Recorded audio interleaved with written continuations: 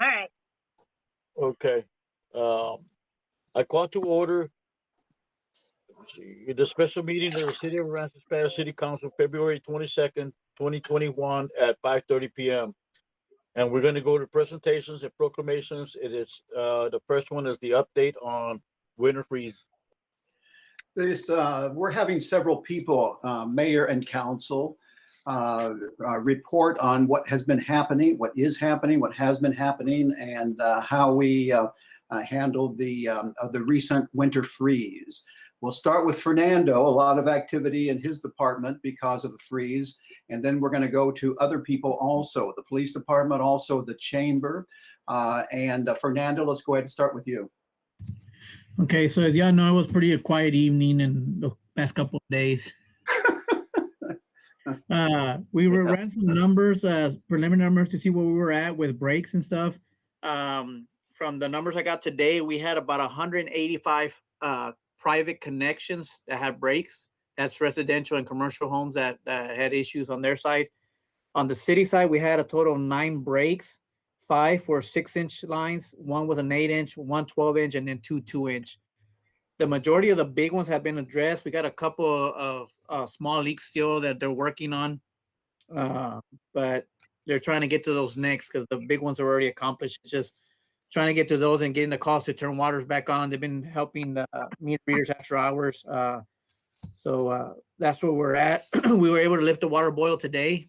Originally, we were scheduled for tomorrow, but we were able to get some more people to come in over the weekend and do the extra flushing, and the lab opened yesterday. So they allowed us to submit our samples yesterday afternoon, which allowed them to give us the results this morning. So luckily, everything went very well, and they allowed us to lift it this morning. Lift stations are all back up to regular power and up and running. So no issues on that end. We did get a fuel delivered. It is here at Public Works. So we're going to have it here on standby for if the crisis continues with a fuel shortage, we'll have some here. We'll have diesel and gasoline. If we don't use it now, at least we have it ready for hurricane season. So it is stocked here at our yard and ready to go. Pretty much that's a quick wrap up of where we're at. Like I said, right now there's I think 2, possibly 3 small leaks still going on, and that's our focus right now to get those fixed. And other than that, I think we're back up and running with pressure stabilized and all our tanks up and running. Fernando, a couple of things for the future. As we have said before, anticipate there are generators going to the lift stations at some point because of FEMA. And also, what happened with San Pat? Several breaks there. Can anything be done for the future to prevent that? With an RN, the backup generator is something we've been working on since Harvey with Tatum. As a matter of fact, Sandra had a call with them today, and she gave me some information on it. We requested additional funding because we're putting a backup system at every single lift station and putting a generator at the Civic Center. Our original estimates were just preliminary.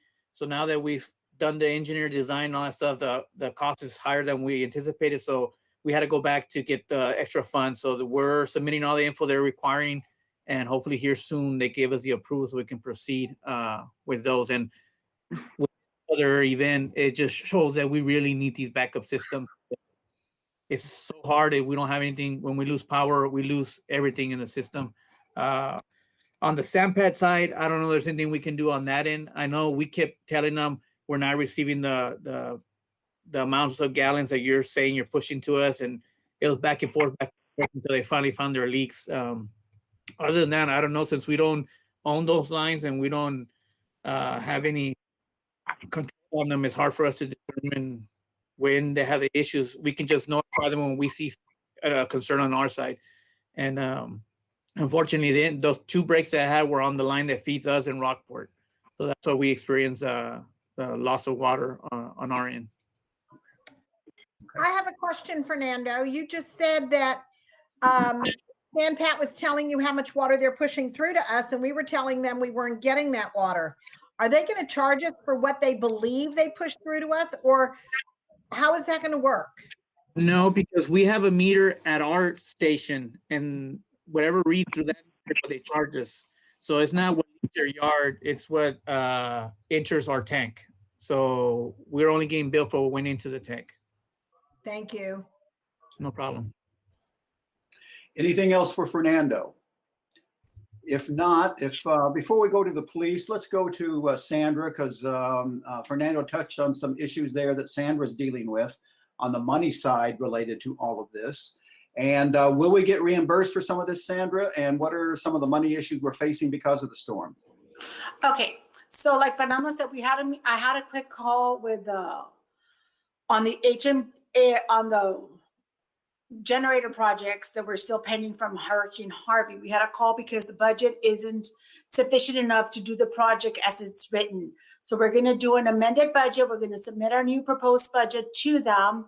We're waiting. After we submit, we have to wait for FEMA to go ahead and give us the go ahead, and then we're going to proceed to do the bidding, to get the bids out and do that project. Now, as far as the expenses for this event right now, all that's open is category B, which is just emergency, anything having to do with emergency preparing for the storm, sheltering, and water and meals. That's all that they're covering right now. We had some line breaks. We did have some issues with some infrastructure that broke down. So what the state needs to do is all the cities and all the counties need to start reporting their damage assessment. They need to get that number up to $36 million statewide. Once the number reaches 36 million statewide, they're going to open a lot more items in the FEMA lines that will allow us to go ahead and get reimbursed for the infrastructure damage that was done. So right now, what we are going to get reimbursed is any expense that we did with overtime, any expense that we incurred for the shelter, the meals, any bottled water that we did, any pre-positioning for the storm, all of that is going to get reimbursed. What we're not getting reimbursed as of right now is having to do with infrastructure damage. But that's only to date. Like I said, every day cities and counties are reporting their damages. I know that Fernando worked on the damage assessment today. I know Sarah's working on hers. She had some damage at the aquatic and at the library. And once we submit our information, that's going to go to the tally statewide. And we're hoping to reach that 36 million statewide so that other line items can be open to us so that we can get more money to cover those other expenses. Okay. Any questions for Sandra? If not, moving right along, but before we do that, Mayor and Council, you're certainly aware of this, but staff has done a yeoman's task as far as this emergency goes. And you'll hear that throughout these reports tonight. They're not going to brag on themselves, but they have done a wonderful job for the citizens. Very frustrating at times because there are certain things we simply have no control over. But I've been in contact with several city managers in that area, and in many cases we are have been steps ahead of where some of these cities have been, and it's all because of the staff that you have. So just wanted to point that out. Going now to police, and I don't know if it's Eric or Lynn or both or what, but whoever is there on the emergency EOC side and police side. What's been happening? Gary, this is Pierce. I'll start, and then the chief can correct all my mistakes. Not going to talk a lot about what we did face because you were all there. You know exactly what we were facing. I'm so proud of our team at the city. We handled it, and as many of you know, but maybe not everybody knows, the police department and the emergency management side was working at a definite disadvantage. Myself, the chief, David Offalter, our IT person, which y'all know how important he is to all of our operations, and Stephanie, and of course, Crystal, were all out on COVID quarantine when this event started. So we started out at very much a disadvantage, but we have members in our team that stepped up and really made a difference. Some of the things that occurred was our fire department used their brush truck and started distributing non-potable water first to our 55 plus communities, at least giving them some some water that they could flush their toilets, clean some stuff, do some things with. Throughout the event, I think we've ended up distributing a little over 3,000 bottles of drinkable water. We've had several points of distribution that went smooth, went great. We had a great turnout for those. Plus the fire department, police department, both have distributed door to door with the same bottles of water. I've lost count of the number of meals that the city had a hand in, if not directly furnishing out to the public and the citizens. We were supporting our partners at the Calvary Baptist Church strongly. That's where they had the warming center. We furnished them meals, water, generator, fuel for that, cots. We really supported them, and it was a great partnership. And that's the way things are supposed to work with our community partners. And there was a lot of things here, there. Everybody was contributing, but one of the issues we have faced was our dialysis center is very important to the citizens, not only to our community, but to some of our surrounding community. In case you don't know, it takes them about 1,500 gallons every 2 hours to operate that. So that's a lot of water. We were able to use the Public Works water truck and some fire hose and some ingenuity to get them up and running and be able to deliver that treatment. So one of my concerns throughout this whole thing, because when we lose all water, we lose all electricity, people are at home in the dark and in the cold, was, are we going to miss somebody? Texas wide, there was 70 deaths attributed to this winter weather event. Fortunately, none of those were in our jurisdiction. But just to put that number into perspective, a total of 39 people died in Texas during Hurricane Harvey. This winter event took 70. Right now, we're working on pushing out the crisiscleanup.org information so citizens can sign up for help if they have trees down, if they need help digging a ditch to run a new water line, if they need help mucking out, they can get that help by signing up with crisiscleanup.org. We're also pushing out the state damage report so citizens can report their damage directly to the state, and we don't have to try to guess at what private citizens' damage is. Now, I do just want to take just a second and talk about some heroes in our community. Public Works, always out there. If you've never been in the bottom of one of those wet ditches in freezing weather, you can't imagine how miserable that is, but they were out there for a solid week doing that. Our Sergeant Baker at the police department stepped up unbelievably. He was our supervisor when we were at the worst of the worst. He basically took on the patrol captain position, and he may have delivered some of y'all to work. I think he gave Sandra a ride to work or coordinated it for her. And then our Sergeant Gates took over that first night shift and continued that work and started preparing for the next day. Captain Jones, who y'all probably know, took my place, newly promoted to that position. Here's the keys to the police department. The rest of us are going to be on quarantine.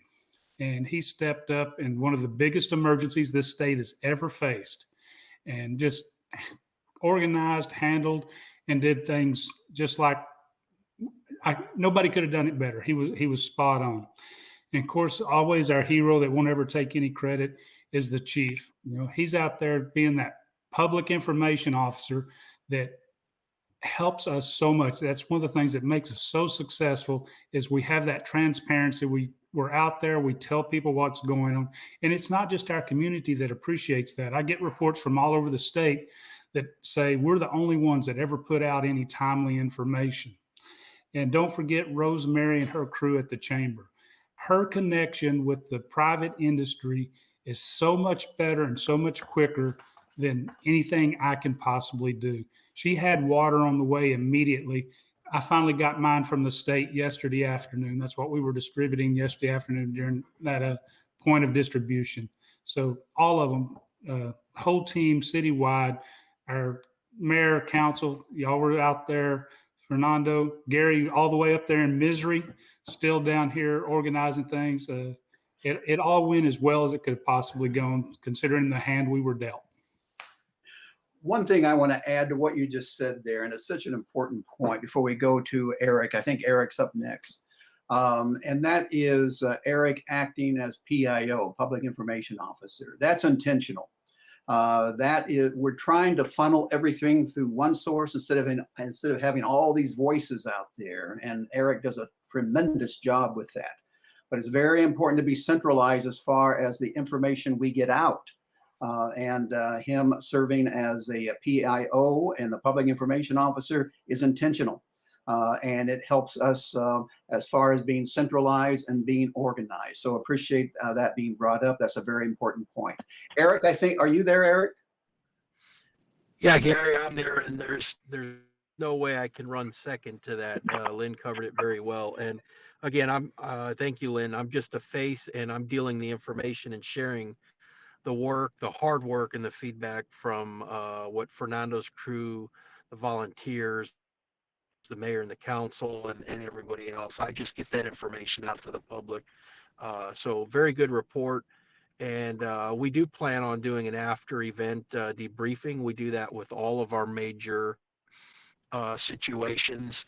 And we will likely craft a survey or something to put out to the public to try to find out where we can do better. Where did we fall short as we try to do? We love to hear that we're doing great, but we love even more to know where we're making those mistakes so that we can improve on those areas. Vicky pointed one of those very things out to me over the weekend, and it was very helpful. And I don't just take one person's word at anything that I hear. I actually reviewed what Vicky had brought up about our interpretation, and my wife, a Spanish speaker, and another, they said, yeah, that was a horrible message. So had it not been for Vicky to tell me, where this error was, we would continue going forward in the same direction, and it could be problematic for folks. So it's really important that we get the feedback. The good, yeah, it's great, but we need to know the bad feedback. We want to always constantly be improving. So like I said, I can't say it any better than Lynn did, and Lynn doesn't take any credit at all, but he is what kept a lot of this stuff organized, kept the documentation there, and hopefully his work is what's going to get us the money back or contribute to helping us get the money back that we spent for this event. So thank you, Lynn. Thank you, crew. We got a great team in AP, better than any around, and I'm willing to go to bat in testing, improving that. Back to you, Gary. Very good. If unless there's some questions for either Lynn or Eric, we'll go to Rosemary. Any questions for Lynn or Eric? If not, Rosemary, are you there? Yes, sir, I'm here. Can y'all hear me? Yes, we can. Thank you. First of all, I want to thank y'all for always allowing us at the Chamber the opportunity to assist the community and empowering the Chamber to continue to be a part of the disaster services. I'm just going to give you, I know y'all kind of heard all this stuff, but I think it's important for you to know the industries and the companies and the members that step up from our Chamber of Commerce in times of need. And just so you know, I'm relentless when it comes to getting what I need. I will beat down doors until I get what I want. You can ask these members. So on Thursday, the Port of Corpus Christi sponsored a lunch meal catering for the city employees working to restore water to citizens. Alan Samuels of Aransas Pass donated several cases of water to AP Fire Department to hand out at a senior living RV park that was requesting needs for water. A hot meal service was provided by R&B Funnel Cake, sponsored by the city. This was only possible due to the mayor's ability to provide the donated food items needed for this meal service. This was done in the chamber parking lot and served 175 residents. 2 families were turned away that night. On Friday, February the 18th, the chief and I used the mayor's trailer to pick up 2 pallets of water from L&F distributors, paid for by Voestalpine, Texas. 1 pallet from the Port of Corpus Christi, donated by the port, and 2 more pallets were picked up at Lowe's, also paid for and donated by Voestalpine, Texas. Altogether, we picked up 5 pallets of water. 2 pallets were used to distribute to the by AP Fire Department and the Aransas Pass Police Department to seniors throughout the community. The remaining 3 were distributed by the chamber staff here in the chamber parking lot when Eric brought the trailer here for us around 3 o'clock. At that time, the Port Aransas Police Department contacted Lynn and asked him if we were willing to go pick up groceries that they had from their shelter that was already closed down. The chamber staff went and picked up those groceries, and we distributed them that night when we also did the Butter Churn's food distribution. The Butter Churn donated food for 300 residents. We turned away 5 vehicles on food that night. On Saturday, 600 cases of water were distributed at the Chamber of Commerce, donated strictly by L&F distributors. Approximately 20 volunteers showed up to help. Our mission was accomplished within 55 minutes. 75 meals were donated by the Port of Corpus Christi that day. Stephanie went and picked those meals up. Meals were distributed to working staff in the senior living apartments. On Sunday, Len also distributed water. I don't know how many cases that was or where he got it from. I only know that I sent him volunteers to help him, and that's pretty much where we are right now with distribution of services to our community. Okay. Anything else, Rosemary? That's it. Okay. Any questions for Rosemary before we move on? If not, that's all that staff has, Mayor and Council. So, Mayor, we're going to turn it back to you for the next agenda item. Okay, we're going to go to an update on Con Brown Harbor hike and bike path location. Quick background on that. The point was brought up, good point, at an earlier meeting that can the bike path be moved across the street as there on where it's not constructed yet. So we've been looking at that. Mayor, I believe you brought that up, and good point. So we've been looking into that as far as the cost goes, and as far as the engineering goes. Fernando's been working on that with Dannenbaum, the engineering firm, the design firm actually, that's been working with us on this project. And Fernando, as far first the cost, what would the cost of that be? And then can we go into some detail with Dannenbaum on the phone on what that would entail? Yes, I believe the estimate we got was about 78,000 for construction and design. We got to keep in mind too that it might delay the project a couple of weeks while the design portion is being revised. But Lizardo's on the line; he has a lot more detail on it. Hello, Fernando. Yes. So first, concern that you brought up to us. Yes, to move the hike and bike to the other side of the road, it does take quite a bit of effort. Considering that we do have to realign the road to there is a tight curve coming from Bigelow, from Turnbow, and we would need to realign that the alignment of the road. Of course, moving the hike and bike would create quite a bit of issues with maybe drainage. And of course messing with the geometry of the road. Either having to lower it some more or having to mess with the profile. So it is quite a bit of effort. And actually, Fernando, so the construction costs, it's 77,000 that we came up with, and that's just construction. And actually the design fees are more like 48,000. So it's well, of course the construction cost is kind of taking into account the worst case if we need to add storm sewer.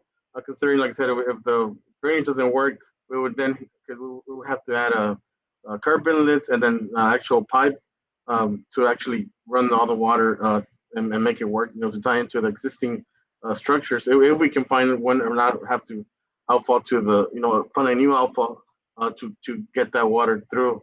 So that's what it is a little bit of a challenge, and there is some costs mainly with drainage and of course earthwork, maybe more material, more dirt and maybe a little bit more pavement. So that's pretty much summary of what we kind of did an estimate on. I don't know if you Fernando, on the cost part, is the 78 approximately you referred to and Lizardo referred to, is that the total cost, or is there something to add to that for a total cost? That's the total cost for construction. And like Lizardo mentioned, that's worst case scenario if we need to include drainage, because right now it's designed to sheet flow where the hike and bike trail is at.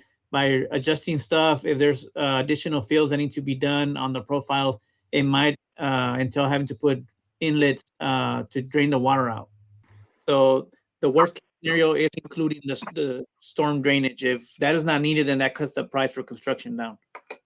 Would the grant cover that? I think we've already exceeded the amount that's, anything above from here on out is on the city side. It's not covered by the grant anymore. That's my understanding, Sandra. That's my understanding. Is that your understanding, Sandra? Yes, we've gone over budget on this project already. So yes, anything that we spend is going to come from city money. Okay, okay. Any questions of Tom or Fernando or Sandra or anyone else? Okay, I have a question, Fernando. So the 78 includes the construction and the design, or is that a separate cost for the design? I think it's just the construction. Correct me if I'm wrong, Lizardo, but that's the construction cost.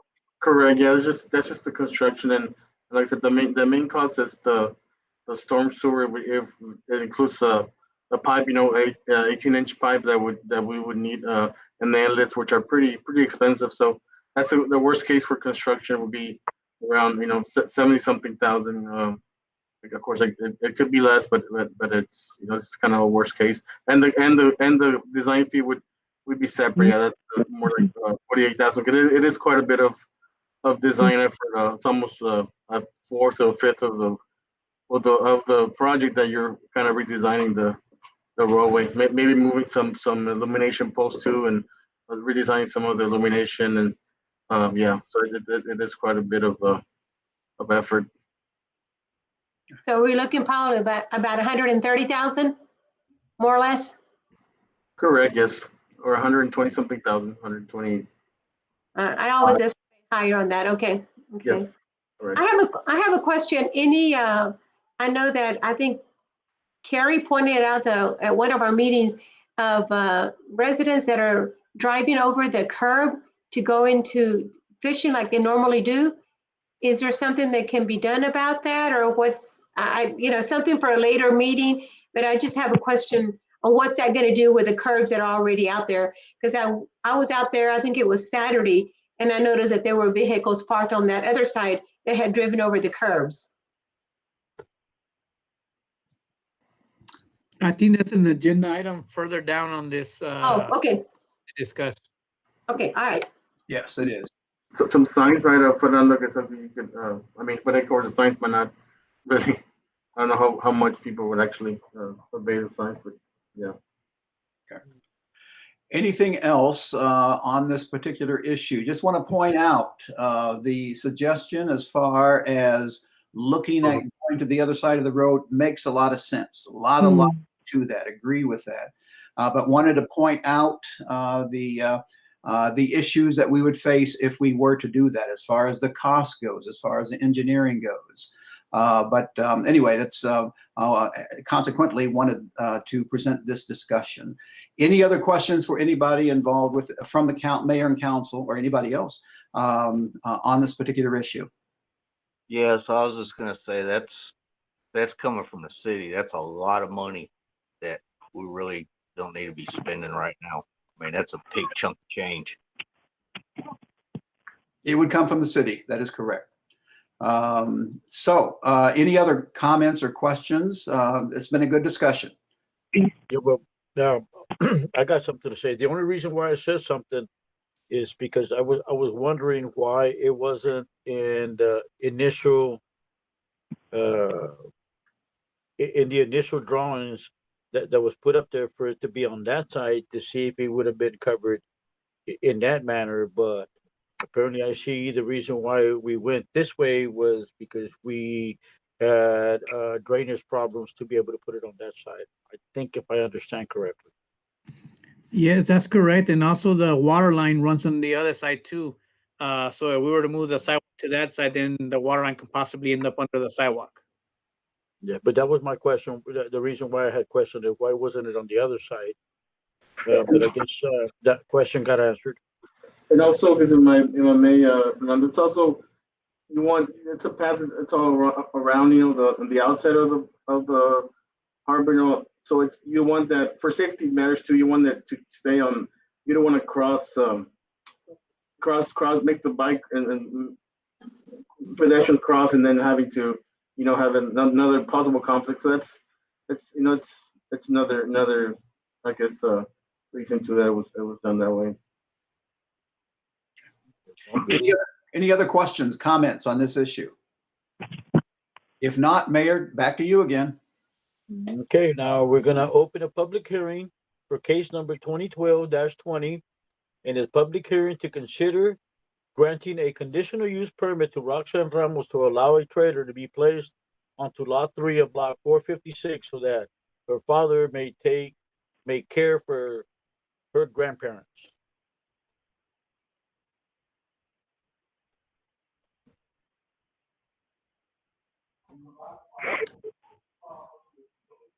I have a couple of questions.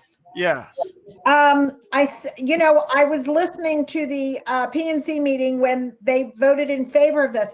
How large is the house of the grandparents that he couldn't live in the house rather than putting a trailer on that property? Do we know? Yes.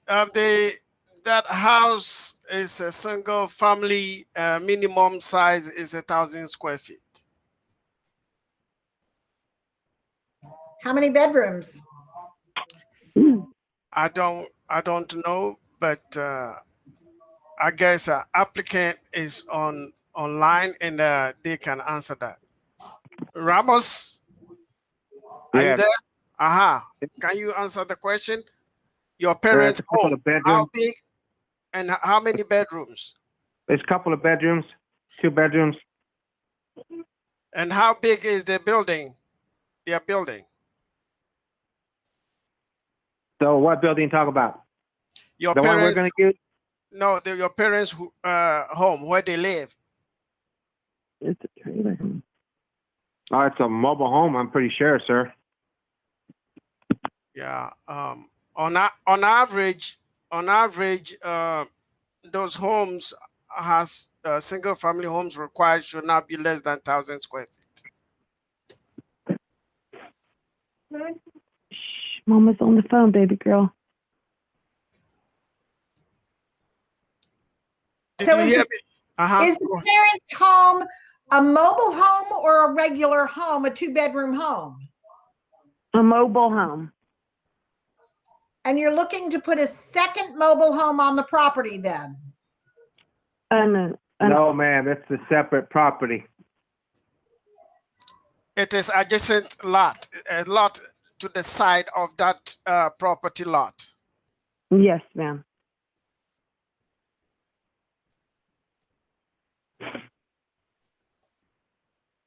What is it zoned at, Osei? It is zoned R7A.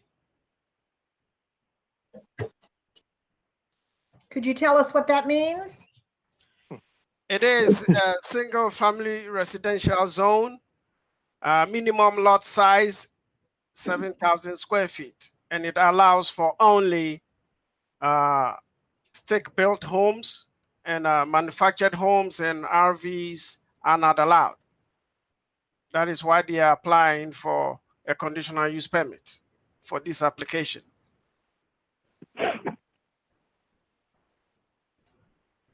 Did any of the neighbors oppose to this? No, no opposition. Well, I know this family, and it has a new picket or new slat fence around it, and the only thing I'll put in, if the neighbors don't oppose of it, I don't know why we should.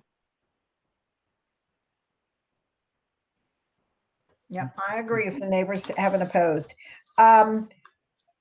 I think though that we should only do 6 months at a time. Instead of a year?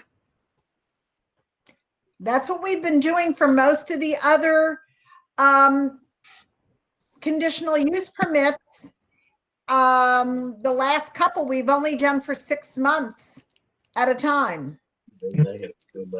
That is correct. However, this issue came up, and they felt because it was about much more older people, and he's going to move an RV into their property, they should give them, city council should approve, they recommended for a 1-year approval so that they don't have to come within a short time for a renewal process. How much is the permit? It is $200 application fee, and that is the permit. Yeah, I'm more for a year because that's, you're talking about they'd have to come in put down 200, 6 months later, put another 200, and they may not be able to afford it. Yeah. I absolutely agree. Yeah, I Librado? understand, absolutely. Librado, this is Carrie Scruggs. Can you hear me? Yes, ma'am. Okay. Yeah, I have to agree with Jason on that one. Sorry that your parents are in this predicament, but yeah, I think it's all right for a year. Absolutely. And then we'll look at it again in a year. That is so awesome. Now, I have a question on this. Once, hopefully this is another 40 years out, that the parents that are being grandparents that are being taken care of, there's going to be a notation that the mobile home has to be removed within a certain period after the, like I said, hopefully it's another 50 years or longer. Is there a stipulation there that the mobile home has to be removed? That's just my question. Yeah, that statement will be included after you approve it, that it is not a permanent structure. And if the use or the permit which has been given is no more in effect, that RV has to be removed. Yeah, it will be in there as a condition.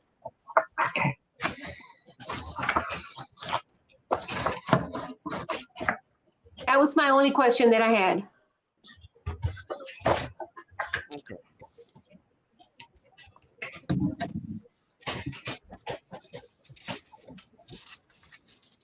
Any other questions? Yeah. Questions?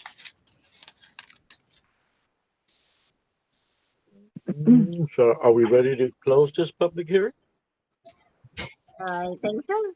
There's no Okay, comments well- posted online, Mayor. Okay, well, I declare this public hearing closed. And now we're gonna go to consider an act to approve an ordinance granting a conditional use permit to Roxanne Ramos to allow a trailer to be placed onto lot 3 of block 456 so that her father may care for her grandparents. I make a motion to approve an ordinance granting a conditional use permit to Roxanne Ramos to allow a trailer to be placed onto lot 3 of block 456 so that her father may care for her grandparents. A second. Okay. Mary, roll. All in You're favor? going to call the favor of the council? Are you going to do a roll call? Okay. Mayor Pro Tem Moore, Aye. Councilmember Knight, Aye. Councilmember Abrego, Aye. and Councilmember Scruggs. Aye. The motion passes. Thank y'all so much. You're welcome. You're welcome. Okay, now we're gonna go to the city manager. It is consider an act on approving an interlocal agreement between Aransas County, Texas, and the city of Aransas Pass for flood and drainage improvements through the Texas General Land Office grant, contract number 20-064-098-C270. Let me give you some background, and I believe Anthony Gonzalez is on the phone, or will be on the phone shortly with GrantWorks to talk about this in more detail. But this is a chance to partner with Aransas County on some drainage issues related to, it's tied to a grant that the county has gotten, and some drainage issues within the city limits, but in Aransas County. Anthony, can you hear me? Anthony? He was on there just a moment ago. Well, what we have, and it's pointed out in the memo, they've received a grant, a fairly sizable grant, and it is going. You need to approve moving forward with it. to act as a partner with Aransas County. It would perform flood and drainage improvements and some road improvements also. I don't know if the memo mentions that, but also some road improvements related to all of this. As they dig up different areas, then those roads will be improved. Drainage improvements are certainly needed in that area, and this grant will cover it. It's something that I believe we started on several months ago and is just now wrapping up. And it's a good grant, and it's a good chance to partner with Aransas County on that if you agree. But it's required that the mayor and council agree to moving forward, and the county requires this also, moving forward with the approval to partner with Aransas County on this. And I don't know if you're back on yet, Anthony, but anything to add to that, or did we lose you? Sounds like we lost you, but that's the issue, folks. Gary, I just called him. He's going to try to get back on the call. I just got off the phone with him. Okay. Again, that's the issue. And it's something that actually, when I was here before, they had just started this process and the granting process, and that has been approved. And it's something that will be good for the county as well as the city. Again, it's in Aransas County, but within the city limit of Aransas Pass. Are you there yet, Anthony? I'm running out of things to say here. Yes, sir, I am. Sorry about that. I was hitting the pound and not the star. Okay, go ahead. I don't know if you heard what I said. I gave an overview, and you may want to give some additional background as far as the grant goes, but more specifically, as far as what work is going to be done. That's council would like to hear that also, specifically what work is going to be done. Yes, sir. Yes, thank you for that introduction, Gary. You did cover the finer points of the grant.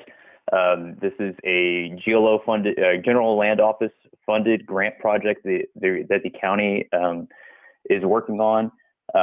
The exact locations for that the drainage improvements will take place on is on 35 from about Nundine to Resendez Street, along Kirby, Holden, Johnson, Smith, Armstrong, Murphy, Jocelyn, Sawyer, and A1 Hill Road. And they will also, the construction team will be installing drain sewers, storm sewers, and drainage, associated drainage appurtenances along those streets, as well as 5 culverts in the area. The project will be fully funded by the GLO and the County of Aransas. The city is under no financial obligation whatsoever. The stipulations of the interlocal will just permit Aransas County to perform the work in those areas. And once the construction is complete, ownership and maintenance responsibilities will be handed over to the city to do with as you see fit. Are there any questions that the council might have? Why did the county decide on that particular area? They're working with an engineering team, and those are the areas they identified that needed this kind of work, and the grant covers not just this section that falls into the city's right away, but it's all over their county. And those are just those are the areas that were identified during the application process, and then that was approved by the General Land Office.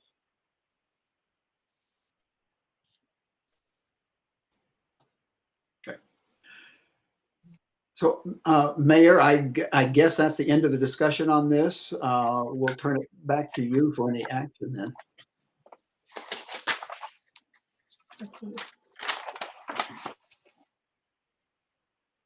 Say again, Gary? Yeah, no, that's pretty much it from this end. And the background for the mayor and council.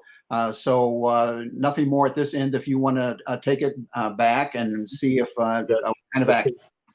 Okay, well, what would be the favor of the council? Well, I make a motion that we approve the interlocal agreement between Aransas County, Texas and the city of Aransas Pass for flood and drainage improvements through the Texas General Land Office grant, contract number 20-064-098-C270. I'll second. All in favor? Okay, for passage of Mary? the motion, Mayor Pro Tem Moore, Aye. Councilmember Abrego, Aye. Councilmember Knight, Aye. and Councilmember Scruggs. Aye. The motion passes. Okay, now we're gonna go to consider and act an ordinance amending City Code of Ordinances, Chapter 26, streets, sidewalks, and other public properties, Article 7, signs, Section 26-144, and Section 26-176, political signs, providing a repeller clause and providing an effective date. Right now, there is a limitation as far as those signs go, as far as size goes, and this will address that if the council agrees and would eliminate that that prohibition as far as size goes. That's essentially what we're talking about. And I don't know if any member of the council would like to elaborate, or if the city attorney would like to elaborate on this particular issue. Yeah, I just have a question. Is this, I think I've been told already, this is not a state requirement. Somewhere back in the day, the council at the time, I don't know when it was passed, agreed to limit the sign size. That is correct. You are correct. It's not a state mandate. It's a local ordinance. I mean, if you're going to mandate what size your signs need to be, then you need to mandate how many signs you can have out. It would be the same thing.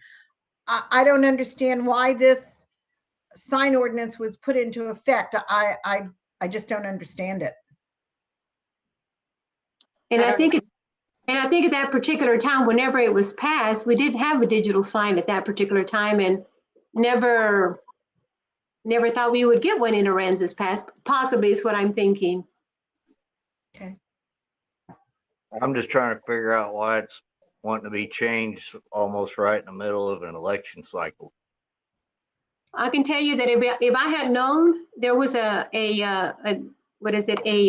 ordinance against, because I had to remove mine. I had already paid the funds and I had to remove it. I didn't realize there was a limit as far as the signs, because you see all the other candidates that are running for any other office that have a bigger signs than the local ones. I would have petitioned it myself had I known on that. I don't see there's a problem whether we haven't even started campaigning, that as I'm aware of, right? You're not able to put signs up yet, and I don't think it's in the middle of a political campaign, because it hasn't started yet, in my opinion. I agree.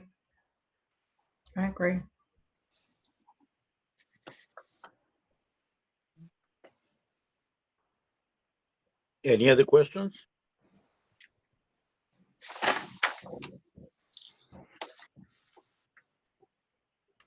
Okay, so what's the favor of the council? I can't find which one we're on. Which number is this? This is 4.2. I make a motion. Go ahead. Go ahead, Carrie, if you want to. Okay. I'll make a motion to amend City Code of Ordinance, Chapter 26, streets, sidewalks, and other public property, Article 7, signs. You just moved it on me, so now I can't find it again. Section Somebody 26-144. Section 26-144 and Section 26-176, political signs, providing a repealer clause and providing an an effective date. I'll second. Okay. All For, in favor? for passage of the motion, Carrie? Mayor Pro Tem Moore, Aye. Councilmember Abrego, Aye. Councilmember Knight, No. and Councilmember Scruggs. Aye. The item passes. Okay, now we're gonna go to, Gary, can I ask a question? Who owns the sidewalks? In some cases, the homes will own the sidewalks. In No, some like cases, we own them. downtown. Like Like downtown. downtown. If you are talking about commercial, the state goes all the way up to the building, up to the storefront. If you're talking about commercial, if you're talking about good night, I'm going to assume that the same thing applies there. But I know because this discussion has come up as far as commercial goes, as far as putting flags out there and things of that sort. We had to get the state's permission to do that. It goes all the way up to the building. And Robert Asasi brought that issue up also. I just had a complaint by one of the businesses, but for a different time. Okay. Okay. okay, now we're gonna go to consider an act. Okay, consider an act on designating a council member to serve on the utility rate study committee to review proposals submitted and make recommendations to the city council. Mr. Mayor and Council. Oh, I'm sorry, Mayor. No, go ahead, Gary. Mr. Mayor and Council, this is a financial issue. What we are asking is for the council to name one of your members, a council member, to serve on a committee. It's an ad hoc committee to serve on the committee to select a company to do a utility rate study. A utility rate study should be done every few years. We haven't done it in I don't know how many years, and I've been told never. I can't confirm that. All I can confirm has been many years. You should do it about every 5 years. But we need to see if we're charging too much, if we're charging too little, if we're charging about right. We need to be able to confirm that one way or the other and look at all of our customers and get an idea of what that rate should be. Should not do that internally. It's got to be totally objective. In other words, an outside company should do that. I've gone through, I don't know, 2 or 3 of those, and it's not an easy process. It's a long process. It involves engineers doing it, and that's something that that we're getting around to doing. So the question before you is, we need a response. We need a suggestion from you as far as one of your members, council members, to serve on that committee. This is financial, Mayor. This is a financial related. Yeah, well, I would say Vicky, she's been looking over the budget and all that stuff. I would say she'd be a good person. And she's got the financial background. I agree with that. Vicky, is that something that you are willing or want to be a part of? If it's the pleasure of the rest of the council members, it'll be an honor for me to do that, to serve in that committee. Okay, then I select Vicky Abrego. We'll second that one. Mary, do we need a vote on that, or how does that work? I better take a vote. Okay. For passage of the motion to designate Vicky Abrego to the utility rate study. Mayor Pro Tem Moore, Aye. Councilmember Abrego. Do I vote for myself or do I abstain? Or Let's have you abstain. Okay, Councilmember Knight Aye. and Councilmember Scruggs. Aye. Okay, the motion passes.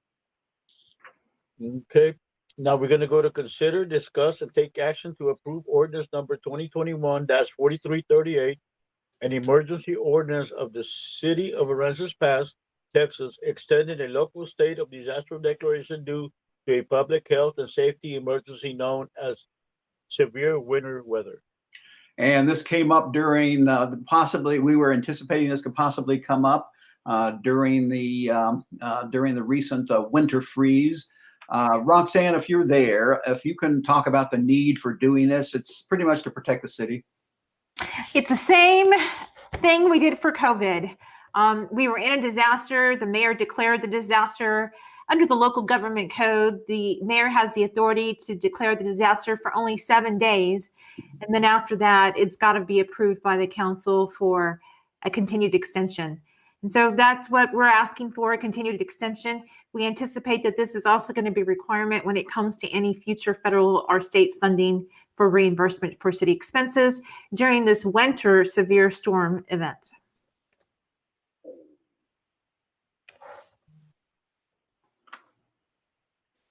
Any questions?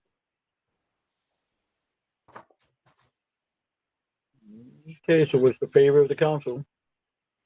I'll make a motion to approve ordinance number 2021-4338, an emergency ordinance of the city of Aransas Pass, Texas, extending a local state of disaster declaration due to a public health and safety emergency known as severe winter weather. I'll second. All in favor? Mary? Aye.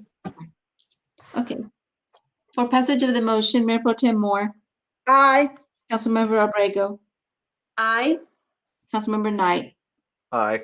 and Councilmember Scruggs. Aye. The motion passes.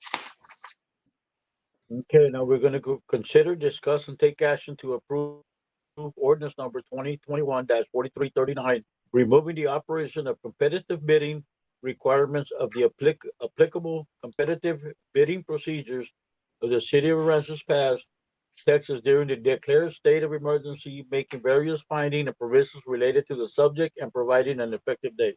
I thought we just did that. No, this is the bidding, the competitive bidding. Oh, okay. Then Yeah, that, this is a different one. okay, very good. Roxanne, we'll need your help on that one. Yes, so there's actually an exception. You know, as municipalities, we are strictly required to adhere to the procurement bidding processes. And then, of course, we have our own, not state laws that we follow, but our city policy that we follow. There is an exception in state law that allows us in these urgent emergency situations to act fast and get what we need. It is important to note that we have to pass this ordinance to allow us to do that. But I also need for you to know that while we may do it, it may not be eligible for federal grants reimbursement. So federal law has their requirements, and then state law has this exception. So I'm asking that you consider passing this, if you wish, only for those absolute emergent situations where you may have to get something like a pipe that's for sale. So for your consideration, and I know it's something relatively new to you, but it is a common thing that is done among coastal communities during hurricane events. And so I wanted to make sure that you had all your options available and all your strengths as a local government available. Have a question on this. Have we come across a situation, Gary, that you're aware of? I don't know if Fernando's still on the phone, where we were delayed because of not having this in place? I'm not aware of a situation where the process has been delayed. I think Fernando may have left. If you haven't left, Fernando, come back on. But not aware of a situation that has been delayed because of this, but there is that potential. I think that one of the reasons why a lot of communities were actually looking at passing this, not because they had the intentions to not follow with procurement. I think most governing bodies want to follow the procurement process. But in this particular situation, this emergency situation, the entire state was down. And people from out of state couldn't even get into the state to help us because the roads were closed. And so it may have been at a very serious need on who was eligible to purchase water as quickly as it became available, such as bottled water or pipes, so forth. So this was immediately ready when we had the emergency situation, but it's now just gotten to you at this meeting for consideration. I can understand your hesitancy on passing it, But I just, again, want to make sure that you have all your options, rights, and strengths as a local government in front of you to act on. Are there any negatives to this, Roxanne? I think that there are a lot of negatives. I think just like there's a lot of positives. I think some of the negatives would be an abuse of the process. But you don't have that kind of staff right now that does that kind of thing. There's a lot of checks and balances in place. But I can guarantee you, with the whole state being down, if we all had needed bottled water, the bottled water and a limited supply would have gone to the highest bidder. So I don't know how much the city would have wanted to pay for bottled water, but you wouldn't have been able to pay for it because you didn't have this ordinance passed. Okay. My question on this is, who would be ultimately responsible or of giving the okay? Would it go just, for instance, the public works director? Would it be the finance director? Would it be our city manager? Just a question as who would be the one saying, let's go out and buy it because we need it? Who would make that call? During an emergency, as you know, during an emergency, it's EOC and the police who are heading the operation as far as the day-to-day operation of the emergency issues. So I can see, and Roxanne, correct me if I'm wrong, but I can see where it is going to be essentially the EOC making decisions such as that. Now, they may ask the city manager to sign off on it, but during emergencies, ultimately it's the mayor and the EOC making those day-to-day decisions. Does anybody want to correct me on that? Hey, Gary, this is Eric. Yeah. So we actually discussed this, and I even discussed this with the mayor in one of the meetings that he had with us and the EOC, basically. And we were talking about the either getting a generator out to the lift stations or getting a pump. And the question or concern came into cost that was brought up during the discussion. And when it comes to a certain emergency situation, I am familiar with procurement. I had to go through procurement training with the state early on, but we can't look at the procurement process. If you're about to have 300 homes with feces coming up into the house, flooding the house, or bypassing the procurement rule just to go and get $30,000, $40,000 worth of pumps and get them installed immediately to avoid that to your community, I think it's kind of a no-brainer that you're gonna take that huge step and move with it. And like Roxanne said, the state already has it built into there for emergency situations. You can forego the formal procurement process. So this is something just last week we discussed, and I had brought it up to you, and you basically instructed me, if you were called, to get me the numbers as soon as you can, but the pumps are essential. Let's get them if we can get them and get them in place and going.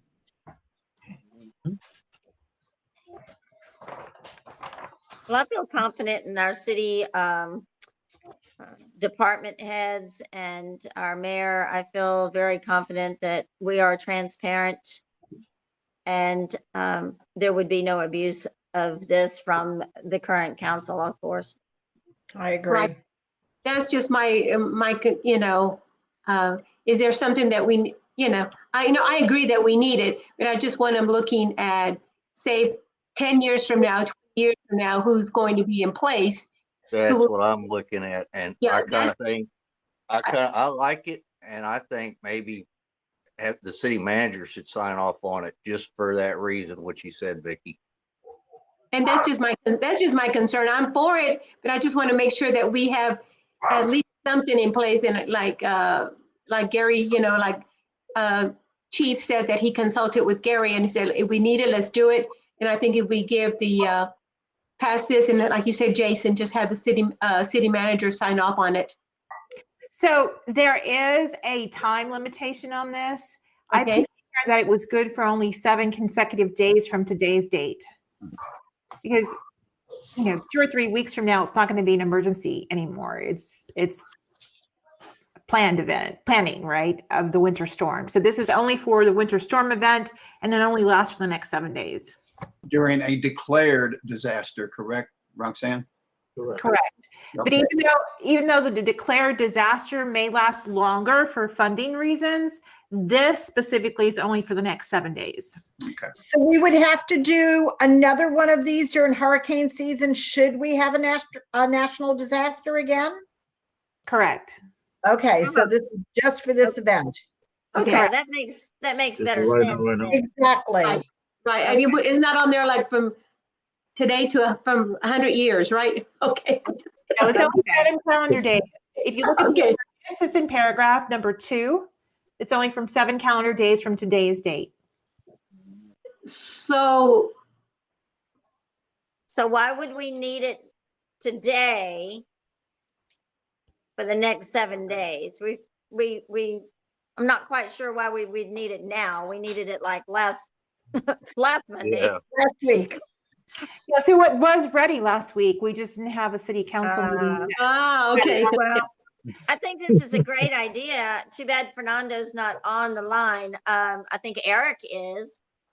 Eric, do you think we need it for 7 days now, or is this a great tool to have in place for hurricane season? Well, I'll be honest with you. I don't think we need it now for the winter. And let's say that next week we have a disaster and we can't convene the council to respond to that disaster, and we have a procurement issue that arises that requires immediate action. I would continue to follow the same course of pattern of action that I have previously, and that is, if I got to pull the trigger without following the procurement rules, I will do so in the interest of the city and also under the guidance of the city manager. So this is one of those things that's just extremely highly technical. Of course, you would want to do that, but statutorily, you're not supposed to unless this is passed. So it's also the difference between whether or not the state funds will reimburse you for it. They'll want to see this ordinance pass for that reimbursement. So it's highly technical. Of course, we would buy something, whatever we can do to save lives, but technically, this is in place. Then it should be in place in perpetuity, where it's always the case then only during a declared disaster. For example, with the winter thing, the mayor declared that disaster even though we did not convene the council to, give consent to that declaration. So once that disaster is declared, then that should trigger this rule to take action. But doing it now for last week's winter event, we're well over that hurdle at this point. I don't see any emergency procurements that will be needed for last week's winter event over the next 7 days. Just my observation. Roxanne, is there anything as far as reimbursement? Maybe Sandra, if you're still on the line, maybe you know. And I think the chief makes some good points. But is there anything that if we didn't have this, that would prevent us from getting reimbursed for some of the expenses, or is that not relevant to this? I'm sorry, Gary, this is Sandra. For the winter event, no, they've already allowed us, FEMA has already, and TDM has already allowed us to not to follow the procurement process in the case of an emergency, which is the period when we were going through the event. I do agree with Eric. We're past the event right now. I know that there were, as I texted you, there were times when we were going to buy water. Remember that we got in that conversation as how much the water was going to cost and everything. But I do feel that that's over. I don't think it's necessary to be able to get reimbursement back at this point from FEMA or the state. Roxanne, I have a question. Are we able to tie this into when the mayor declares a disaster, to have this automatically go into place, and just tie it in of when he declares the mayor declares a disaster, that this automatically comes into play? Can we do that? Just a question. So I think that's a very good question. I'll need to think about that for a second. Let me give you a little history on how this came to be. This happened, gosh, this ordinance came to be about 10, 12 years ago when that horrible hurricane came and hit Galveston and Houston. They didn't really know at the time, it was such a devastating event, how to handle the emergency procurement that may not have to follow procurement laws because of health and safety. And so this became a standard ordinance that was used on the coastal bends. I think I like the idea, the brainstorming idea of having this ordinance approved so that it tags along with the mayor's declaration. So let me think about how that can be done. In terms of requirements for the state grants or federal grants, those are an evolving evolution. Sandra says that they've said you can do emergency without having to follow procurement under the current grants. I haven't seen that, but I trust what she says. I think that we've all learned something from this little exercise and that we should at least look into how to address it for the future. I'll forward you that information, that email from the state, Roxanne. Okay.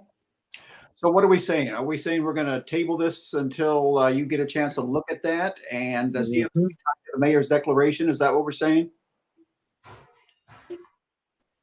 Roxanne? That's what I'm hearing, sir. Okay. Okay, well, we'll need a motion to table. Yes. I make a motion. Go ahead. Go ahead, Jen. I don't even have it in front of me, so go ahead. I make a motion that we table item number 4.5. Do you need me to read the whole thing? No, Mary? Okay. that's fine. I second. Okay, for passage of the motion, Mayor Pro Tem Moore, Aye. Councilmember Abrego, Aye. Councilmember Knight, Aye. and Councilmember Scruggs. Aye. The motion to table passes.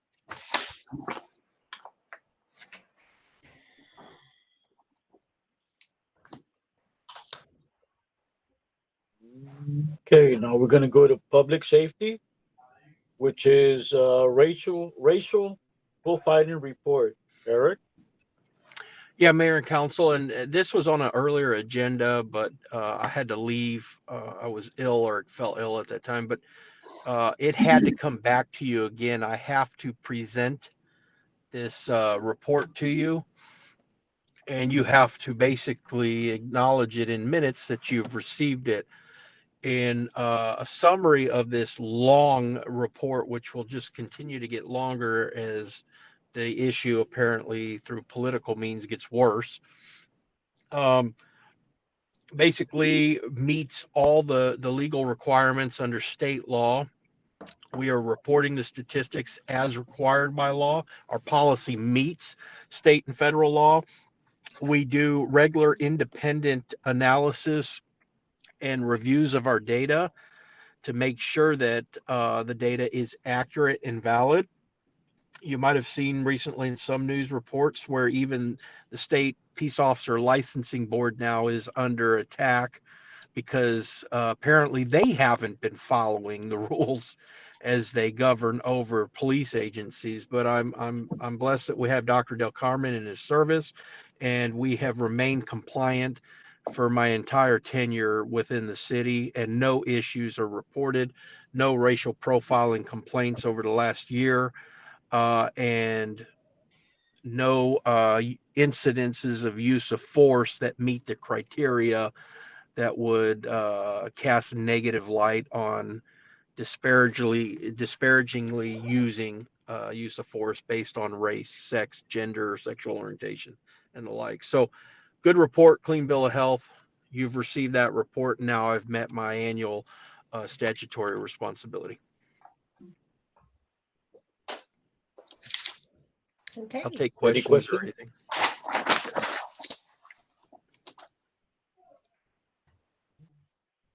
Okay, if there's no questions now, we're gonna go to discussion items, which is the Bird Scooter Company goes first. We're going to, Mr. Mayor, with your approval and the council's approval, we're going to put this off into the next meeting simply because I really wanted someone from Bird to be here and their schedule got turned around. so they cannot be here. Essentially what this is, you know, the scooters you see in downtown Corpus along the waterfront and other cities also, that's what they're looking at for us. This company and other companies are now going to smaller communities, which I did not know until I started talking with this company. But there are issues to take into consideration.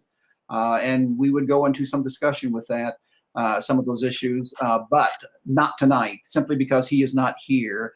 But just wanted to tell you what it's about briefly. And we'll delay this until an upcoming council meeting, and they are okay with that. So there's not much to discuss, Mr. Mayor and Council, at this particular point. Okay, then we're going into driving in unimproved areas at Con Brown Harbor. Okay, this came to us from council members, and it was discussed somewhat tonight also. And Carrie, you want to give us your observation, what you have seen, or other council members, what you have seen out there? Yes, sorry, I was trying to get my microphone back on. Yes, we have spent a great deal of time and effort on getting new roads and curbs and the hike and bike trail. And there are cars driving over that to get down to the water on the intercoastal side of the harbor, on the top part of the harbor, I should say, on the not in the deep harbor, but on the intercoastal side. So anyway, there are vehicles driving over. I think we need to have some type of ordinance to stop that. I understand there has been some complaints that, you know, now the city's taking their fishing spot away. You know, it is what it is. We're improving the harbor. We have much needed new roadways, new road system in the harbor, and a much wanted hike and bike trail. So that was my opinion on that. Isn't it sad that you have to make an ordinance that people can't drive over the sidewalk and the and ruin the new roads? It's so sad, but I've seen it as we drive around the harbor too. You know, there from what I see from driving around down there, down at the parking lot at the boat ramp by the fish cleaning tables, which are the ones on the intercoastal side as well. There is a place for cars to drive through that way to get to the water without going over the curb and hike and bike trail. But they usually have the barricades up, Carrie. Correct, I understand. Yeah. But I would rather them go through there than to go over the curbs. Absolutely. Well, how come this wasn't ever brought up whenever this engineering took place in the beginning? Because there's been people fishing down there longer than I've been alive. And you got to take in consideration, not everyone in town can buy a boat. There's tremendous amounts of people that live here and that come here from other communities that have fished down on Con Brown Harbor forever. And now we're cutting off a huge part of the harbor, because not only Allen's going to have curbs, now Bigelow's going to have curbs. So that's kind of a tough one, telling people. Yeah, I completely understand. But there's several alternatives to that. They can park their car and walk in. That would be the biggest way to solve that issue. Park in the parking lot and walk down to the area that they want to fish at. That would solve the big problem. Of course, there's fishing in the inner harbor side. They can fish over there. There's fishing along the pier. There is 6 miles of fishing, the best flats fishing around from Aransas Pass to Port Aransas. If you consider 6 miles down one side and 6 miles down the other. That's 12 miles of some of the most pristine fishing. Free of charge. Park all you want. Yeah, I understand that, but that's, that's some of our opinion. And Right. I get every bit of that, but yeah, do we want the harbor to sit vacant with nothing? Or do we want to develop the harbor eventually into something that we can all benefit from and bring revenue to the city? oh, I agree with you. It needs to be developed, but at the same time, I just Well, have a we hard can't- time telling taxpayers that they can't do what they've been doing for who knows 20, 30, 40 plus years. Well, they are more than welcome, Jason. Everybody is more than welcome to fish down there.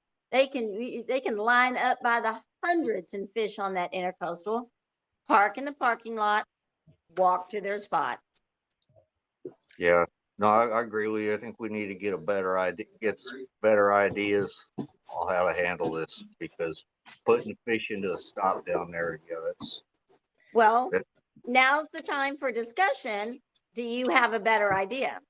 You said we need to get some better ideas. Now's the time for discussion. What is a better idea than parking in the parking lot and walking down to their fishing spot?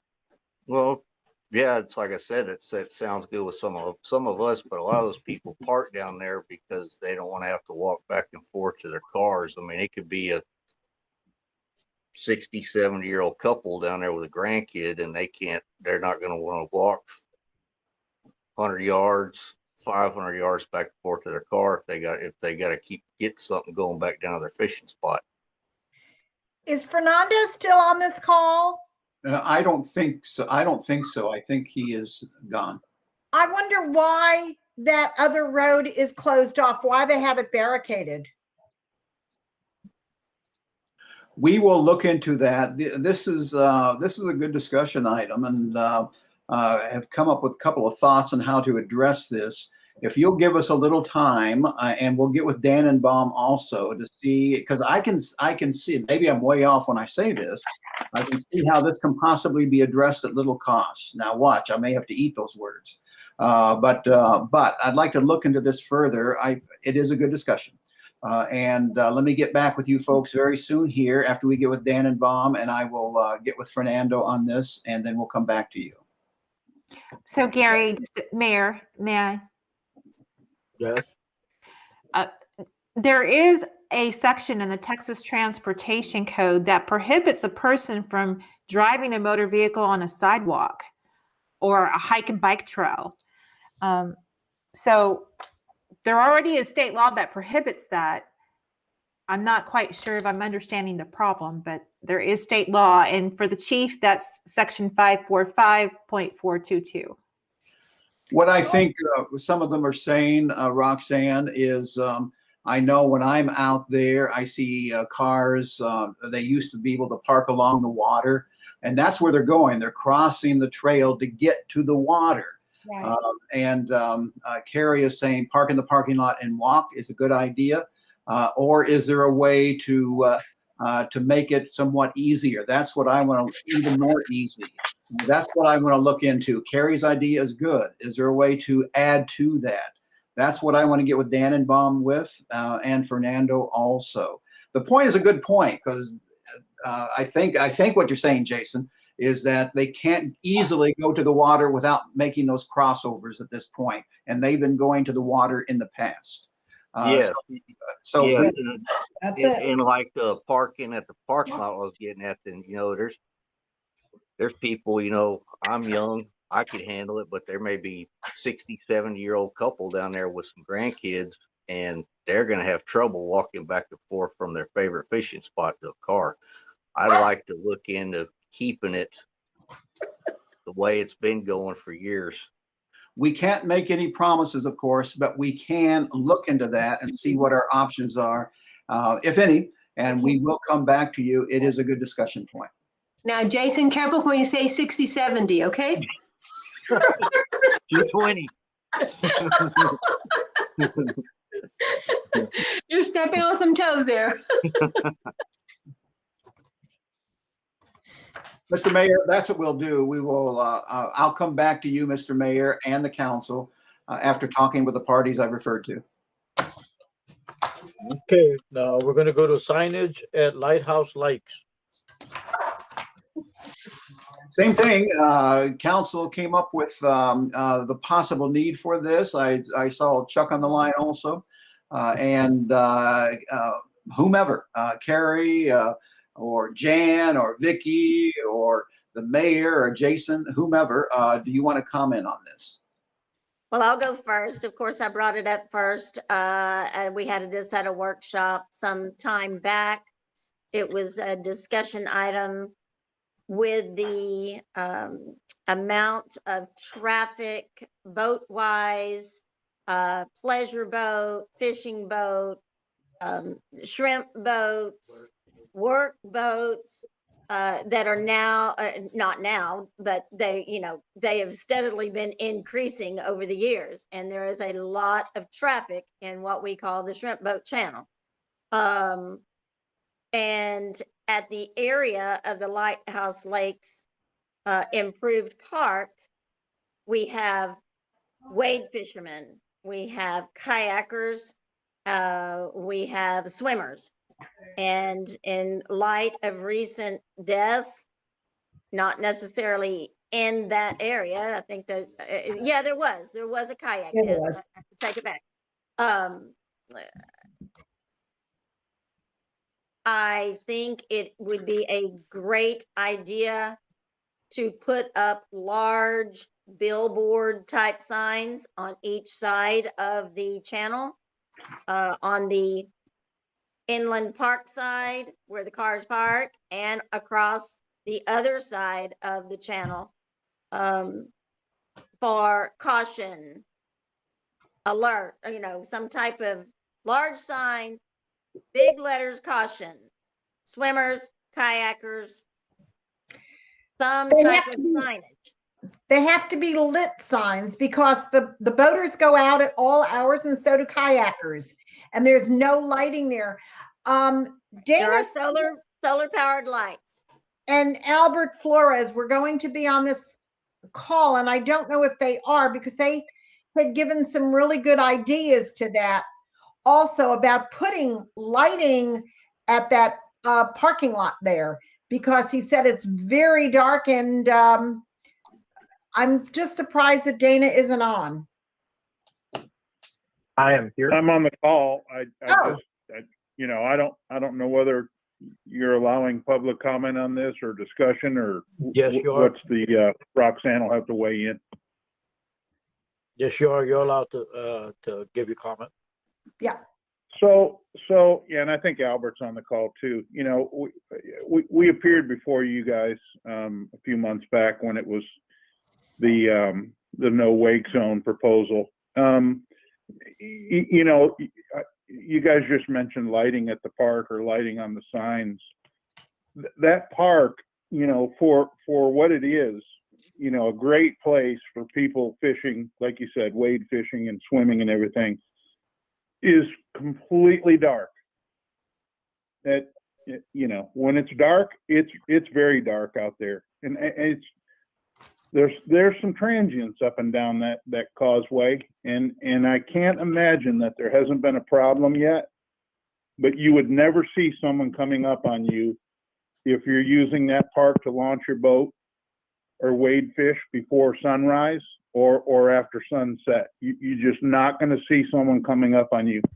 So other than lighting on signs, I really think the infrastructure's there. There's light poles and there's cables there. Perhaps the city partners with AEP and gets some security lighting out there. That's also going to help lighting in the channel itself. Great ideas. I agree with that 100%. Also, the one over near the aquatic center. Carrie, you yourself told me that your son almost ran over somebody one day swimming in the channel. Right, well, no, that was right in front of Lighthouse Lake Trails, or Oh, Lighthouse okay. Lake. I thought you Yeah, said near the aquatic center. I'm sorry. no, that was at Lighthouse Lake. Mhm. So some of the other signage, sorry to interrupt, I just want to throw things out there. I mean, it's obviously an issue you guys are wanting to look at. It's great. The signage that you want to put up out there, I don't know what the goal is, what group you're trying to protect. Is it the swimmers or, but again, back when I showed up in person, I brought some issues up about the kayak group. I'm not trying to pick on the kayakers. I'm trying to protect them as much as anybody else. I don't want to live with running over somebody, whether it's in a power boat or a kayak. But again, I mentioned education. I mentioned public outreach, and you've got some folks in this town. You have folks on your payroll that could, I think you should look at having some type of outreach. What I mean, your harbor master, Chuck used to instruct, and certainly he actually administered the exams for captain's license. So pick a weekend a month and go out there and set up a canopy and have Chuck discussing these things, discussing water safety, discussing boater safety with the community, with the users out there. You have the Sea Academy here in town. Partner with them. See if they'll volunteer some time. There's several kayak outfitters. They certainly know the laws and know the safety aspects. Partner with them. See if they'll pony up some time to, some type of outreach with the people that are using that park area or the other area Jan had mentioned.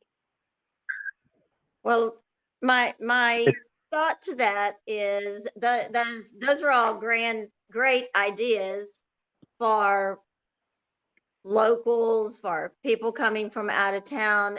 That would be the big issue, is that a lot of the traffic that's in and around our base right now are out of towners. They come in, they leave, they play for the weekend and they leave. It is my recommendation to have a large sign that says caution, be aware of kayaks in the water, be aware. It's just an awareness sign for people to be caution of swimmers, kayakers, and wade fishermen.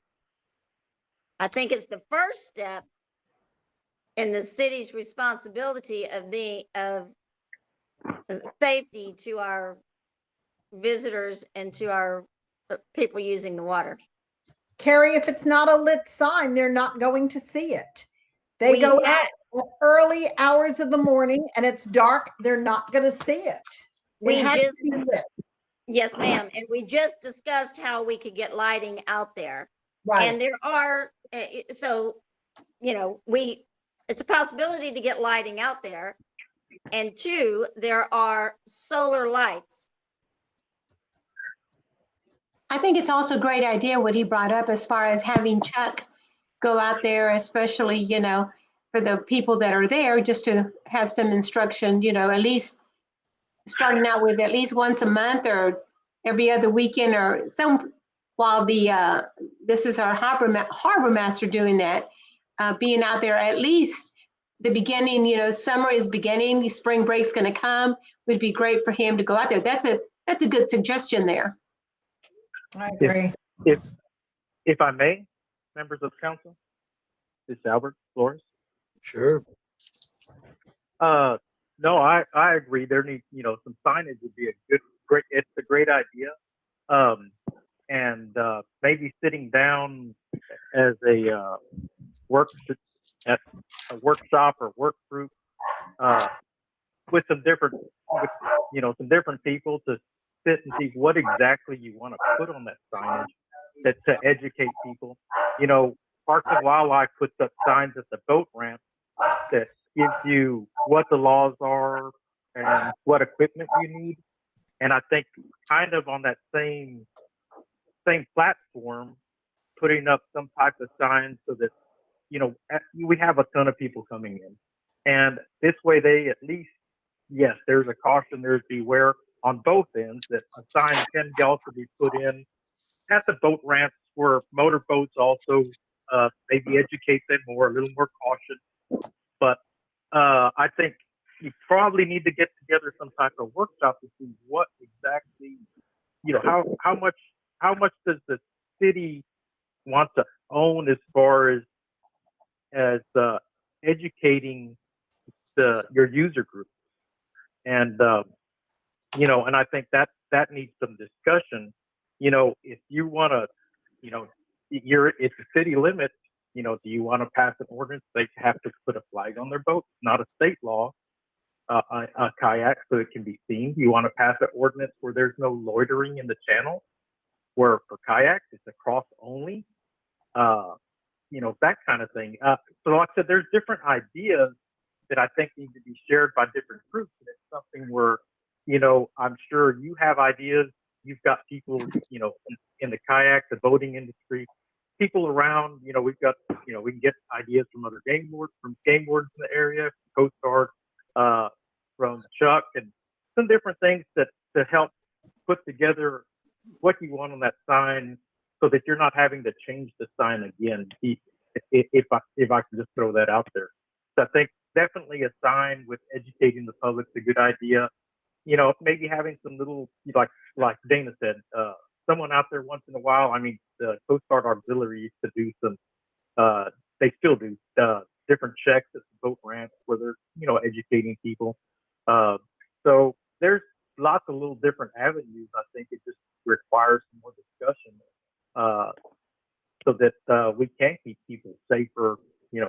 Whether it's a power boat, a kayak. I think I was talking to some wardens earlier today, and they were talking kind of about this, and it came up that some people think this is like the Frio River sitting in some of our channels, and they need to be aware that no, these are dangerous places, and it's open to everybody, but you've got to be aware of where you're at and how to conduct yourselves in public water. That's all I've got. Like I said, it's just instead of taking up a ton of time tonight trying to go through this, I know you have your meeting, but maybe this is something that signage I think is a great idea, and just some brainstorming so we can help. Or I'd be happy to help jump in with that too, or bring who I need to, and we can all sit down and see what's the best signage to put on at the kayak park for people to see, and however it's lit or however y'all want to do it, but so that we're not having to replace the sign, or you don't have to replace them, because ultimately it's going to cost the city. Mr. Mayor, if I can make a suggestion, and that is, if I'll be there later this week. If we could discuss, if you could, Mr. Mayor, if you could ask one council person, we don't care who it is, to sit in with us. Chuck needs to be involved with that, and the one or both gentlemen that we hear on the phone tonight. And let's pursue this. The whole purpose, and of course, in a work session, is to not vote on a specific ordinance, but to get ideas on where we go from here. And would suggest that this discussion continue with the goal of bringing a solution back to council. It's up to the mayor and council, of course, but would suggest that we go that route with one of you, Mr. Mayor, one of the council members, the two gentlemen, one or two, both gentlemen's fine, Chuck and myself, and whoever else wants to be in on that. And then we decide which way we go, if that is okay with the mayor and council, so that we know where to go from here. Yeah, Carrie? Yes, I would be glad to sit in on that. I also think that Chief Nathan Kelly has some good input in this discussion as well. So Mary, if you could ask Christina to set up that meeting with those people that we are talking about, and wait until I get there in the middle part of the week. And then I'd like to sit in on that also. Yes, sir. Okay. Very good. Okay. Thank you, Mr. Mayor and Council. Okay, now Thank you. we're gonna Thank you. now we're gonna go into executive session. For Section 551.087, deliberations regarding economic development negotiation related to Starbucks Coffee Company, and it is 7:09.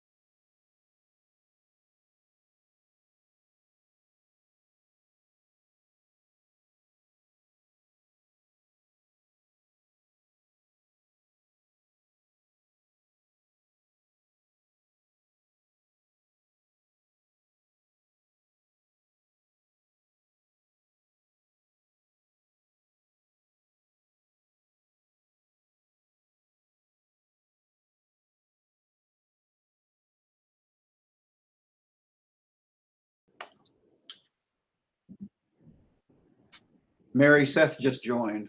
Okay, all right, okay, okay, all right, we're live now. Okay, well, let's reconvene in open session to consider and take action, if any, on any item discussed in executive session.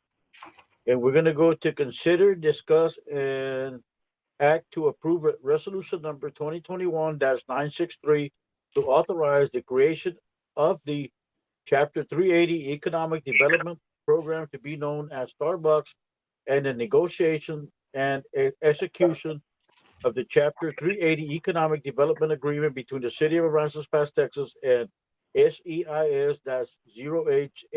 LLC.